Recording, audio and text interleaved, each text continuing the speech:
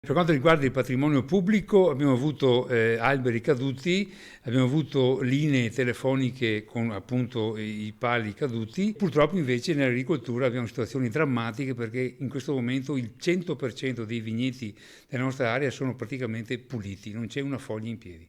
Il fortissimo vento, la grandine intensa prolungata, Arcade è uno dei comuni della fascia nord di Treviso colpiti duramente dal maltempo dell'altra notte, tanto che nel pomeriggio a Villa Cavalieri, sede municipale, sono stati convocati agricoltori e viticoltori. Dovranno compilare questo modulo e restituirlo entro domani per avviare le procedure di richiesta danni alla Regione.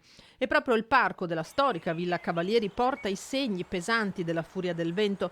Con un'ordinanza il sindaco l'ha chiuso in attesa di rimuovere gli alberi e i rami schiantati, come quelli che si sono abbattuti sul parco giochi. Guardi, tema radicale che è proprio strappato. Ma ci sono state piante che hanno ceduto anche perché celavano una malattia che le ha indebolite. Come possiamo vedere qui dietro, la pianta era sana all'esterno, ma dentro aveva questo problema era quasi marcia, diciamo. Specialmente nelle piante, quelle più importanti, più grandi, faremo questa precisa analisi. Oggi si possono fare anche le radiografie delle piante per capire lo stato reale della pianta stessa, perché è impensabile di essere messi a conoscenza di una pianta di queste dimensioni con problemi e non intervenire. Dal parco di Villa Cavalieri alla scuola media Corazzina, anche qui la furia del vento ha abbattuto piante più o meno grandi. In molti l'altra notte hanno lavorato per sgomberare le strade e rendere fruibili aree come il cortile del plesso per l'indomani.